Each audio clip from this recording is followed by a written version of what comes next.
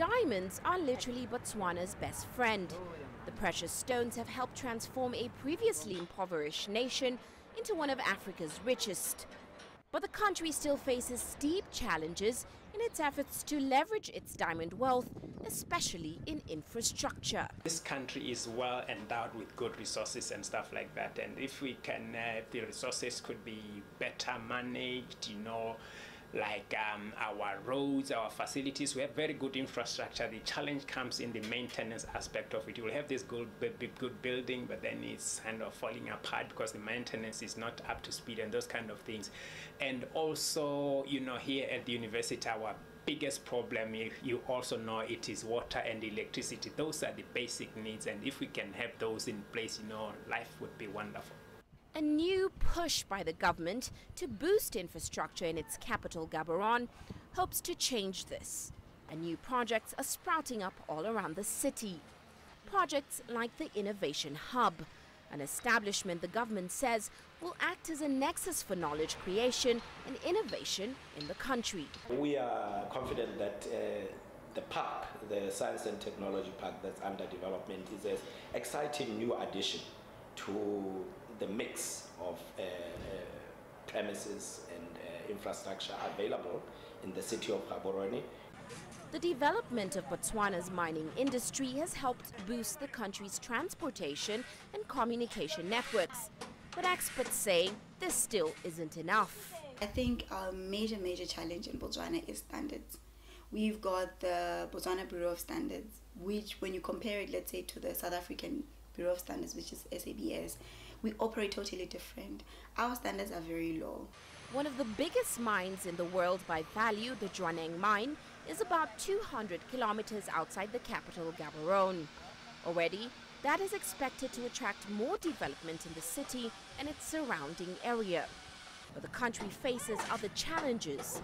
Exports of diamonds mined in the country fell 38% in 2015, the lowest shipment of gems in 6 years.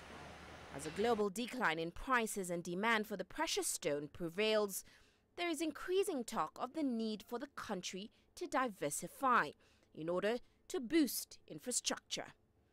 Uche Okoronkwo, CCTV.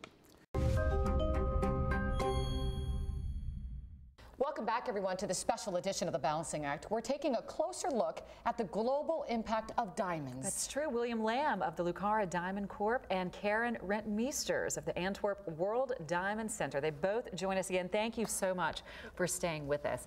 Let's first talk about the fact that Botswana in southern Africa is one of the leading producers of diamonds. Your mine is known as Karowe. So we've been in production at Karowe since 2012, but we obviously started quite a bit before then. And just because you have a license to build a mine doesn't mean you can go in and start to dig a hole. And for us, the most important thing was actually engaging with the local communities very, very early on. And the way we've actually run it is very much of an inclusive process. It's making sure that they know everything that we're doing. And it's really our way of making sure that they actually understand what we're doing and how we can actually give back in the long term. And some of the stones recovered from Karowe are really impressive. In fact, Karen, you and I before the break, we were looking at the Lesedi Lerona, correct? William, there are many others, right? Yeah, one thing that characterizes the Karowe mine is our ability to recover large type 2A stones. And we innovated technology previously not used in the diamond industry, but that's actually led to the recovery of some very, very high value stones. And to date, we've recovered 148 stones, which we've sold for more than $1 million. But that's not the real truth. Those stones have actually sold for in excess of $500 million. Oh. So you can imagine 148 stones in two big hands, you could hold that value. But for us, it's more important to understand that between 55 and 65% of that number has actually gone back to the Botswana people in terms of royalties, taxes, employment, local sourcing, different small contracts which we use. And I think it's important for people to understand that that's what happens in most African countries. There is a significant portion of the value recovered, it is their diamonds after all, that goes back into the country. That's fantastic. And you know some specific statistics about the impact, right? If you look at Botswana before the diamond industry, we had about 12 kilometers of paved road. Today that's 7,000. If you look at the life expectancy rate at birth, before the diamond industry, that was 37 years old. That was the average life expectancy. Today, that's 66. So, I mean, if you look at that way, you see that the diamond industry actually has a very positive impact on the lives of the people who live in these countries, and not just Botswana, but a whole lot of other countries where the same principle applies. So it's making a big difference. And we touched on it earlier. It's so important to Lucara, correct, to have that positive Very impact. much so. And it's not just sort of what we give back in sort of taxes and royalties and sort of employment, but there's other little things that you can do. So coming back to the large stones, when we auctioned the Lesedi, we actually put up 3 smaller stones, about 5 carats in size, and we had a reserve price. And when they were actually sold in auction, the people that were there were very generous. Donations like that go to help, and it went to 3 different charities. One was obviously a wildlife trust, but more importantly, one was to grandmothers of AIDS orphans. And they are such dears, these old ladies who actually came together because of a common purpose. And then the third one, which I think is even better, is specific wheelchairs designed for the local terrain. So it's like a 4x4 wheelchair. And you get to see these people and the joy on their faces when they can actually have that mobility. And that's where we get a lot more sort of just that warm feeling. And it's actually long term, because you change the lives of these people forever. I mean, they get jobs, they are trained even after the diamond industry is gone, which is going to happen. They will still have skills they can use, you know, to have jobs and to have a meaningful life. There's a ton of things you can name as positive impact on the local communities. And speaking of positive impact, we actually have a small clip that I'd like to share with our viewers. It's from your community liaison officer in Botswana. Her name is, and if I say this incorrectly, I'm sorry, Kali Makwetsi. Perfect. And it's her with the locals there. Let's take a look. We are proud in Botswana to have a government whereby all the minerals from the country are there to develop the country. Botswana is being developed by the diamonds. We've got schools, we've got our kids are being educated through diamonds. We've got hospitals, and all the infrastructure that we can see in our country is because of the diamond industry. And we have seen the lives of Botswana being uplifted, and we have seen most of Botswana doing businesses. Right now, I work for a mine that I'm proud of because of local empowerment. All of the positions in the executive committee is held by Botswana, something that was very rare in the last 10 years. My journey at Buteti has transformed me from a traditional CFO to a very dynamic one. I'm now responsible for finance and security. Security being a very critical part of the diamond industry. This responsibility has given me the opportunity to be a key player in assisting in securing the nation's assets. Mines should continue to operate because they help in the development of the village and personal growth of community members. Part of that community building is the Female Empowerment Network. As a woman, I believe that it's very important to support other women in business. I empower ladies. We go on workshops, we do a lot of activities. I'm a woman who started a business in a male-dominated industry. This means nothing is impossible. If we all work together, there's nothing we can't do. Social corporate responsibility helps the disadvantaged people. It also boosts the morale of their workers, understanding very well that their companies are not only for profit margins, they are there to uplift the people from poverty. That's fantastic. Right? You see it right there. It's like Gandhi said. It's one of my favorite quotes. Be the change that you want to see in the world. Exactly. Just a quick thing about Kali. She, a few years ago, won the President's Award. Just for the work that she'd actually done with sports. She actually played national team netball. Oh. And she's worked a lot with females or ladies in country, trying to empower them as well. And it's not just that we target a certain sector, we're trying to look at the broader scope of the entire population as what we can. What great stuff. Yes. Thanks so much to her. God bless her, and just great information. Yes, thank you. I said this earlier, just such a wealth of knowledge. It's so fabulous. So much I didn't know.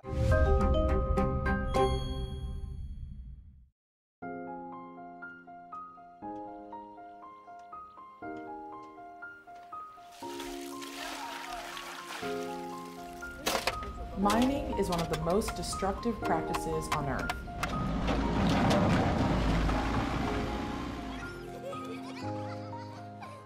Around the world, mining is threatening people's homes and destroying ecosystems. This video will help you know what to expect and decide what to do if mining is being considered on or near your land. You'll hear stories, warnings, and advice from other communities.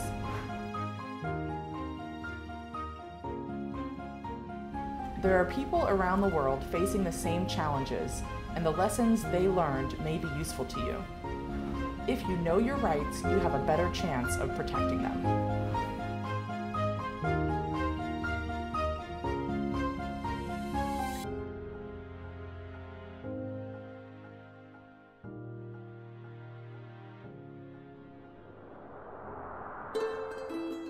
Peru, South America.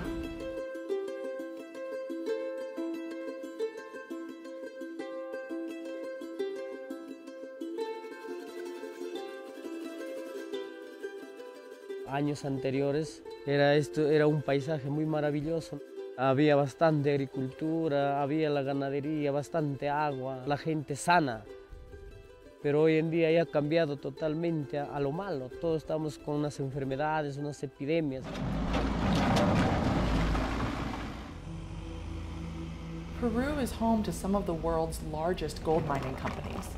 Newmont mining arrived more than 20 years ago, causing many serious problems, especially with water.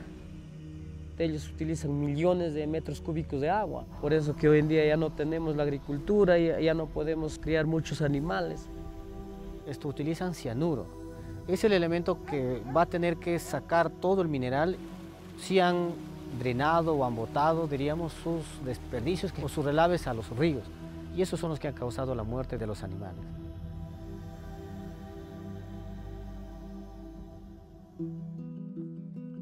Esta empresa minera fue causante del derrame de mercurio en una comunidad. 1.200 personas infectadas por mercurio, varias personas han fallecido por este caso. Porque ahorita tantísimas enfermedades, la moda que está el cáncer, en las mujeres, en los niños, en todo. Toda esta mina que vino, hay corrupción, hay ladronería, hay prostitución, hay todo lo que ha aparecido. Ahorita ya no tenemos confianza, tenemos miedo. Yanacocha es una de las empresas más importantes de producción de oro en el mundo, pero sin embargo, cuando ellos entraron, nuestra región era como el cuarto departamento más pobre del Perú.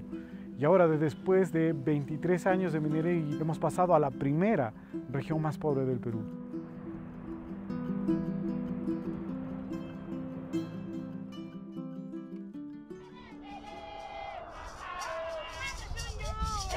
Democratic Republic of Congo, Africa.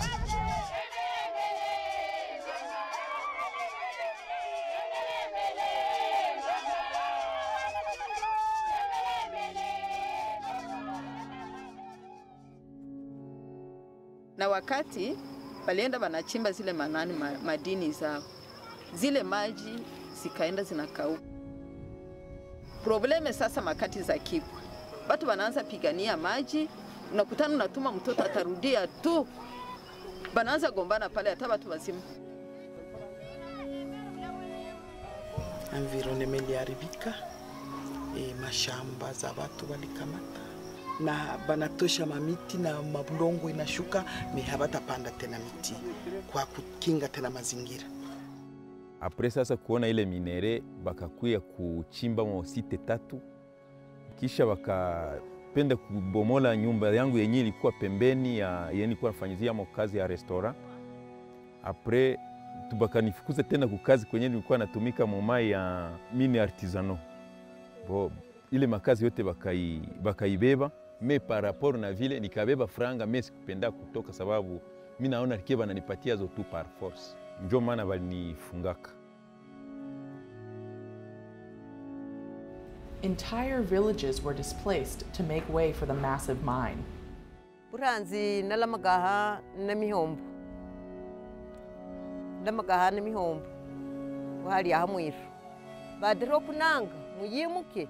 Wajiri hano arali kuhinga, arali kandi rwakola koshi ndako aralishwa aralibindi ai halija hambweni bagahinga mundu balengeze yeshi bomuhi akazi chigui kandi anda mundu ogweri akazi kulamire ntyo tukola twajayera bwera naru akajiro kundi ntabyo twalamire ntya konoku abanji bali mwizi nyumba zali hano bagenzire bayasirishali.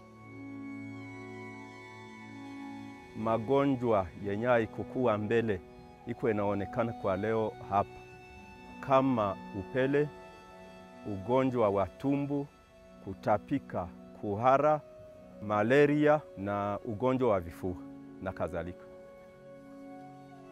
Liachirana bwine naba izi miliranzi yagerero kumyezi isharu irina nakabayirwa nehewa byashikaba nanka byabiri byamvuruga omumubiri mbweri iri emyezi isharu ligera eri emyezi 8 nalyo lyagera byo nalinda nakikiro ko bitali najiberwa narenga mu mwana ofiri.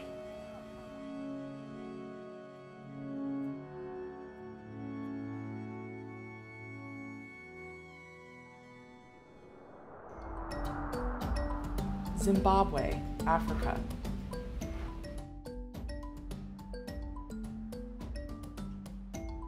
In Zimbabwe, many families struggle to survive after being relocated for mining. Muno mutiri kushupike zvisikatomboiti. Hatichinaini zvangu zvakapere kufa zvizhinji zvevanhu zvapere kufa. Hapana kurarama kuongaita pasina mari. Saka zviro zvekuti haufari. Saka tiri kushupika nemvura yacho hatina. Ukasaibhata vazhinji hachina mvura muno ngekuti mari dzacho havana. Vakutomwe muzvirwizi zviri umu madhaka ari kumwe achitochema kuti kudzoka kuri nani. The community used it to fetch water everywhere, and there was diarrhea, typhoid. 36 died because of that waterborne disease.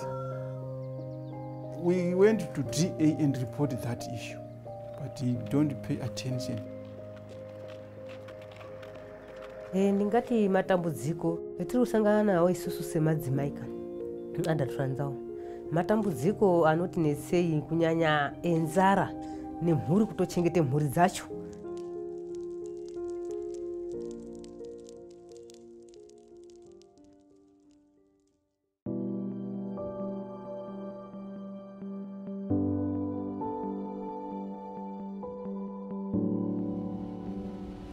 Communities around the world want to help you be prepared to defend your rights in the face of mining.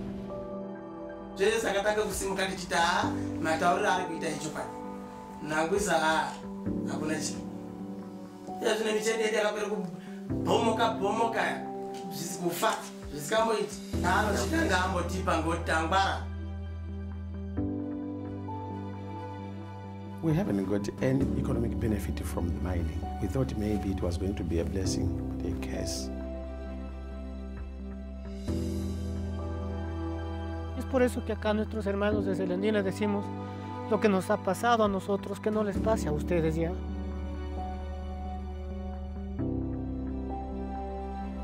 Watch the other videos in this series to learn how communities have addressed the problems you heard about here.